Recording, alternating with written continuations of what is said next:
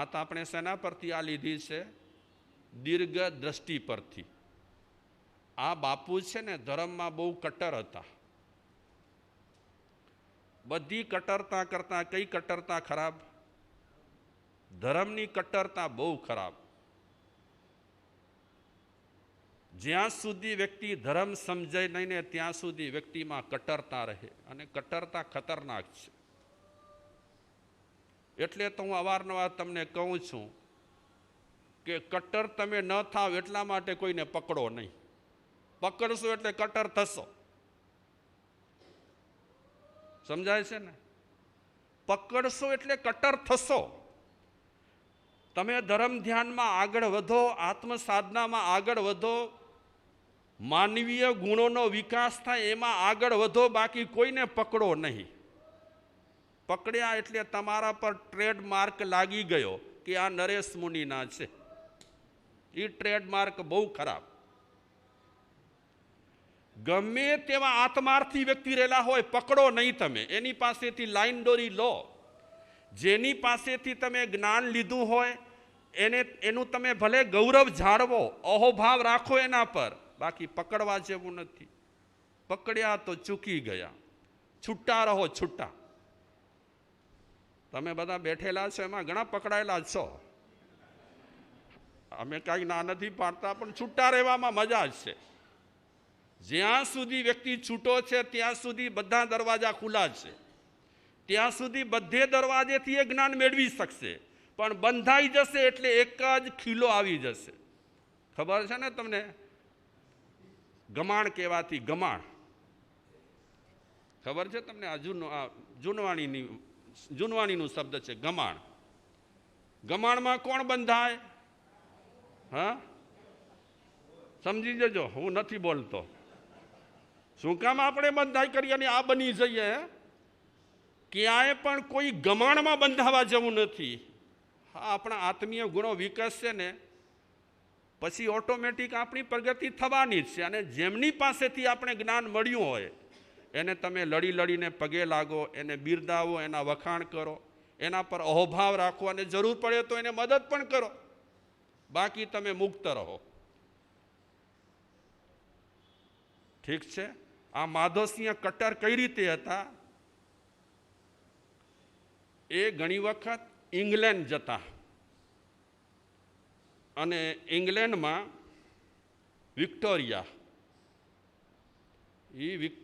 ત્યાં જતા, પણ વિક્ટોરિયાના ઘરનું પાણી પીતા નહીં.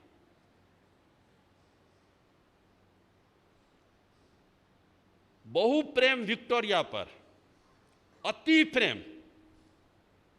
તો એક વખતે વિક્ટોરિયાએ આ માધવસિંહ બાપુને પૂછ્યું કે બાપુ, તમે ઇંગ્લેન્ડ આવો છો, મારે ત્યાં ઉતરો છો, મારા ઘરનું પાણી પણ લેતા નથી, શું કારણ?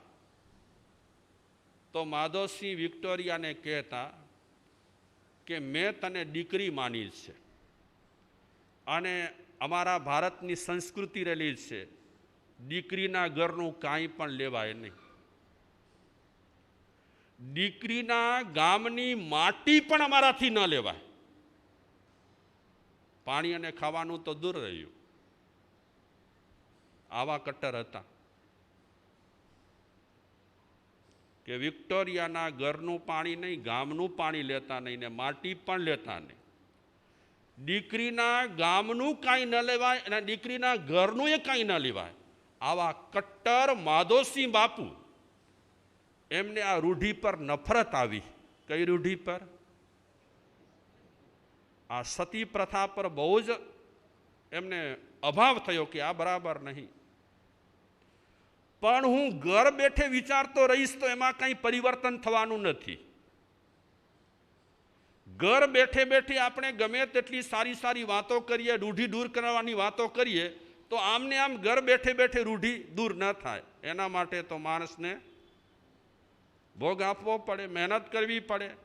એટલે માધવસિંહ રાતના 3 વાગે ખુલ્લી તલવાર લઈ કરી અને ખુલ્લા પગે પોતાના મહેલમાંથી નીકળ્યા અને આવ્યા આ હવેલીમાં શાર્દુલસિંહ ઠાકુરની હવેલીમાં આવ્યા. તો ત્યાં આવ્યા પછી એમણે જોયું કે વરની લાશ પડી છે, બોડી પડી છે, રોકકડ કરે છે લોકો, અને તેમાં પણ બાપુની નજર કન્યા પર પડી, જેને સતી થવા માટે વરપક્ષવાળા દબાણ કરી રહ્યા હતા, અને એ બિચારી રડી રહી હતી. બાપુ વિચારે છે હજી તો ફૂલ પૂરો ખીલ્યો પણ નથી, અને ફૂલ ખીલે એનાથી પહેલા એને સળગાવી દે અને પછી એને સતી નામ આપે, એ તો બરાબર નથી. આ રૂઢિ એકદમ બોગસ છે, ખરાબ રૂઢિ રહેલી છે. પણ બાપુ હતા, સમજુ હતા, દીર્ઘ દ્રષ્ટિવાળા હતા. કોઈ પ્રથા નાબૂદ કરવી હોય તો ઉશ્કેરાટમાં પ્રથા નાબૂદ ન થાય. દરેક માણસના મગજમાં કેટલીક વાતો ઠસાયેલી પડી હોય, એ વાતોને કાઢવી, વ્હાઇટ વોશ કરવો બહુ સહેલો નથી. એટલે તો હું તમને બધાને વખાણું છું હમણાં. ન સમજ્યા તમે? તમે જો જે છો તે બરાબર છો. હવે તમારે આગળ વધવાનું છે બસ, અને તમે વધી રહ્યા છો આગળ. જે પ્રણાલિકાઓ મોટા માણસોના મગજમાં બરાબર બેસી ગઈ છે, હવે એ પ્રણાલિકો નાબૂદ કરવી હોય તો, અને ઉશ્કેરાટમાં આપણે કોઈ પ્રણાલિકામાં ફેરફાર કરીએ એ પણ ઠીક નહીં. સમજણ સાથે ફેરફાર થાય ને એ વધારે બેસ્ટ. હું ઘડીએ ઘડીએ તમને એમ જ કહ્યા કરું કે તમે આમ કરો છો ને તમે તેમ કરો છો ને તમે આવા છો ને તમે તેવા છો ને, એનો કંઈ મતલબ નથી. એવું લાગે કે આ બરાબર નથી તો એને બદલાવા માટે, ફેરફાર કરવા માટે તમે પ્રેમ આપો, તમે સહાનુભૂતિ આપો, એને લાગણી આપો, એને એકદમ સરસ રીતે સમજાવો, અને માણસના મગજમાં બરાબર બેસી જાય તો ફેરબદલી કરવામાં બહુ વાર પણ ન લાગે. તો માધવસિંહ બાપુ જુએ છે કે કન્યા તો એકદમ સરસ છે, અને હજી અડધી ખીલેલી છે. અડધી ખીલેલી કન્યાને અગ્નિમાં નાખી દે, બિચારીની જિંદગી સળગી જાય. માધવસિંહ કહે છે બધા લોકોને જે બેઠેલા છે, કેવું વાતાવરણ હશે? લગ્ન મંડપમાં લાશ પડેલી હોય અને રોકકડ થતી હોય, વાતાવરણ કેવું હોય? ભયંકર હોય, કરુણ વાતાવરણ હોય. પણ બાપુએ હિંમત કરી છે, બધી પરિસ્થિતિ જોઈ લીધી, પરિસ્થિતિનો અભ્યાસ કરી લીધો. પછી બાપુ કહે છે કે તમે આ કન્યાને સતી બનવા માટે સમજાવો છો. અગર તમે જો હા પાડો તો આ જે પ્રસંગ રહેલો છે એનો ન્યાય હું કરું. તમે હા પાડો તો. સત્તા હતી એની પાસે, ન હતી? દબાણ કરી શકત, પણ દબાણથી આમૂલચૂલ જો પરિવર્તન લાવવું હોય તો દબાણથી ન થાય, મૂળથી શરૂઆત થાય. હું તમને એકદમ ખંખેરી કરી અને વાત કરું, તમે વાત સાંભળી લેશો પણ બહુ વાતની અસર નહીં થાય, એમાં ફેરફાર નહીં થાય. એમાં નુકસાની કોને જશે? ફોકટ ઉશ્કેરાટ કર્યો, સુધારો તો કંઈ થયો નહીં. અને હંમેશા ઉશ્કેરાટથી કહેવાયેલી વાત વ્યક્તિના મગજમાં જલ્દી સુધી બેસે પણ નહીં. એક વખત આ પાડી દે પણ આગળ ન વધે. તો બાપુ કહે છે તમે કહેતા હો તો ન્યાય કરું હું. કે ભલે બાપુ, તમે તો રાજા છો, અને જે ન્યાય કરશો એ તમે વ્યવસ્થિત જ કરવાના છો. જોઈ લેજો દીર્ઘ દ્રષ્ટિ માણસની કેટલી છે. મહાવીર ભગવાને ચંદનાના હાથે બાકુડા વોરાવ્યા, એમાં મહાવીરની દીર્ઘ દ્રષ્ટિ હતી. શું હતી દીર્ઘદ્રષ્ટિ? એમને એક પ્રથા નાબૂદ કરવી હતી. કઈ પ્રથા નાબૂદ કરવી હતી? હા, સ્ત્રી વેચાય અને દાસ પ્રથા, મહિલા જાહેરમાં વેચાય, મહાવીરને પસંદ ન હતું. મહાવીરે કોઈ દેવની સહાયતા ન લીધી. આ પ્રથા નાબૂદ કરવા માટે કોઈ પણ દેવની સહાયતા મહાવીરે નથી માંગી. પણ એ પ્રથા નાબૂદ કરવા માટે મહાવીર એ નગરમાં ફર્યા. કયું હતું નગર? હા, શ્વેતાંબી કે શ્રાવસ્તી નગરી? હા, કૌશાંબી નગરી. કૌશાંબી નગરીની માહી યોગી એક વિચરતા 5 માસ ને 25 દિનથી ભિક્ષા કાજે ફરતા. મહાવીર એમની પાસે 4 જ્ઞાન હતા ને, મતિ જ્ઞાન, શ્રુત જ્ઞાન, અવધિ જ્ઞાન અને મનઃપર્યપ જ્ઞાન પણ હતું. તે છતાં પણ એ નગરીમાં એ ફરતા રહ્યા તો પૂરી નગરીમાં ચર્ચાઓ થઈ. જરૂરી હતી એ ચર્ચાઓ, ઘરે ઘરે એ ચર્ચા થાય એ જરૂરી હતી કે મહાવીર ભગવાન ગામમાં ફરે છે પણ કોઈની પાસેથી કાંઈ લેતા નથી. જ્ઞાનમાં જો એમણે જોયું હોત, ઉપયોગ મૂક્યો હોત, તો એમને ખબર જ હતી કે આ ટાઈમે આ ઠેકાણે આવું થશે. તે છતાં પણ એક વિચારને બદલાવવો હોય અને સમાજમાં કંઈક સુધારો લાવવો હોય ત્યારે ઘણી વખત વ્યક્તિને થોડો ભોગ આપવો પડતો હોય છે.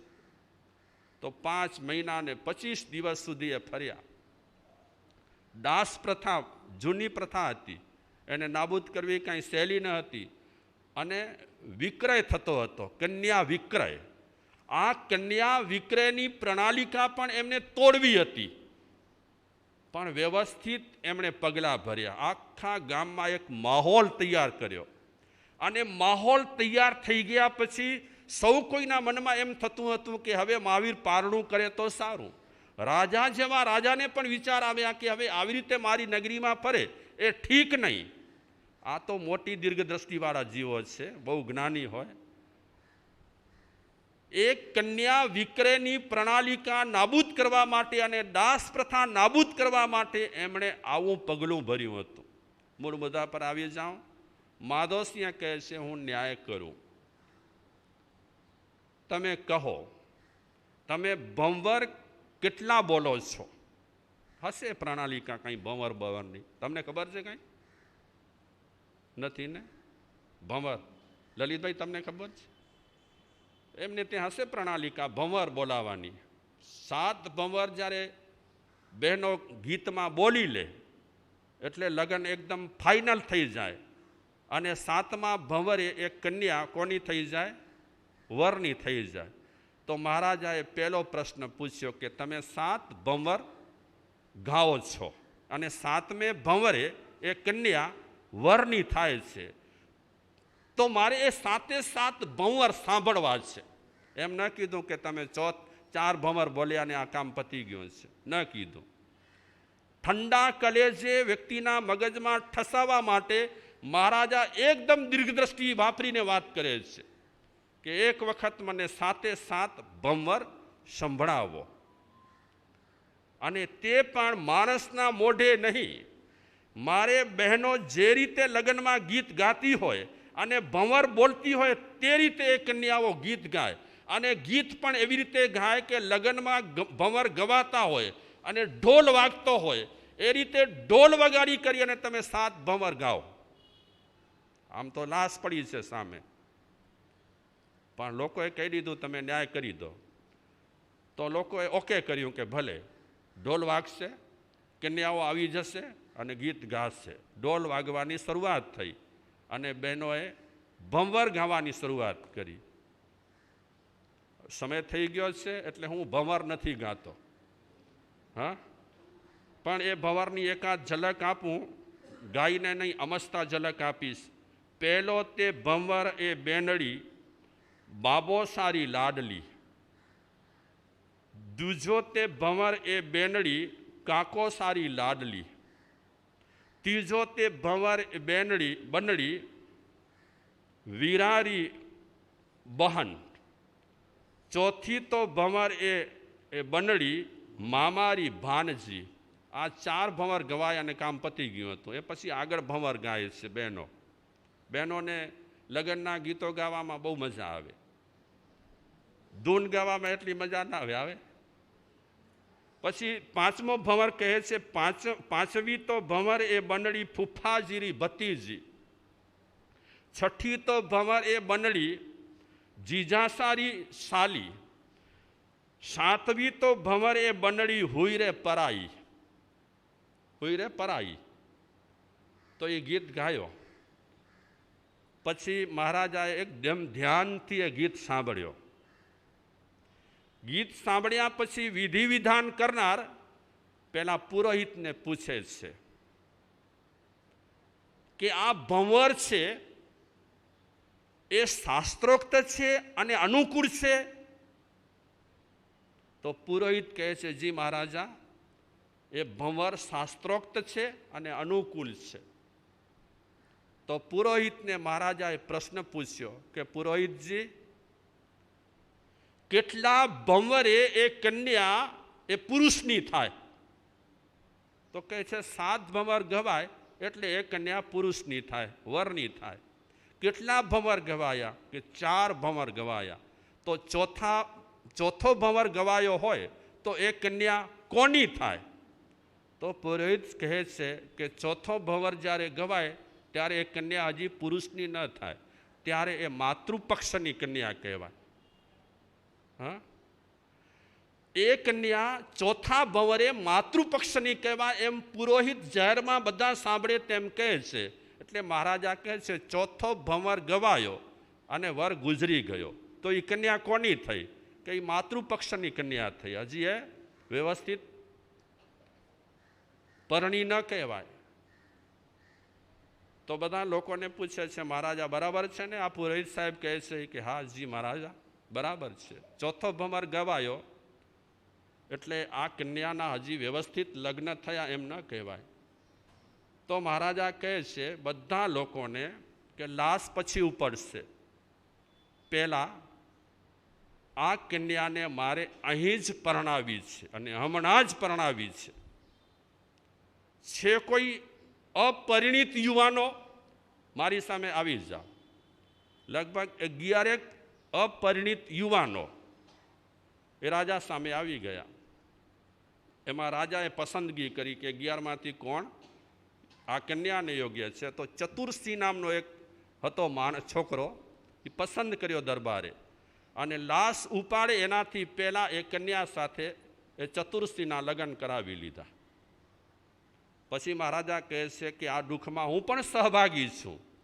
તમારી જ્યારે સ્મશાન યાત્રા નીકળશે ત્યારે હું સાથે રહીશ, પણ આ રૂઢિ યોગ્ય નથી. આ રૂઢિને નેસ્ત નાબૂદ કરવા જેવી છે. તમારી જ્ઞાતિમાં આ રૂઢિને નેસ્ત નાબૂદ કરવા માટે પ્રયાસ કરો. અને મહારાજા વિચારે છે કે ભવિષ્ય માટે મારે વિચારવાનું છે. આને આ રૂઢિ ચાલશે તો કન્યાઓની હાલત ખરાબ થશે. કન્યાઓની હાલત પણ ખરાબ ન થવી જોઈએ. એટલે રૂઢિને નાબૂદ કરવા માટે અને ભવિષ્યમાં કોઈને તકલીફ ન પડે એટલા માટે આ માધવસિંહે આ સતી પ્રથાને શું કરી? આ રૂઢિને દૂર કરી નાખી. આ દીર્ઘદ્રષ્ટિ, આપણા વડીલો કે આપ સૌ દીર્ઘદ્રષ્ટિ ધરાવો છો અને દીર્ઘદ્રષ્ટિ ધરાવો છો એટલે જ વિચારી કરી અને આગળ પગલાં ભરો છો. છેલ્લી વાત કહીશ, વગર વિચાર્યું જે કરે પાછળથી પસ્તાય. દેખો એવા કામથી જાન ગણાના જાય.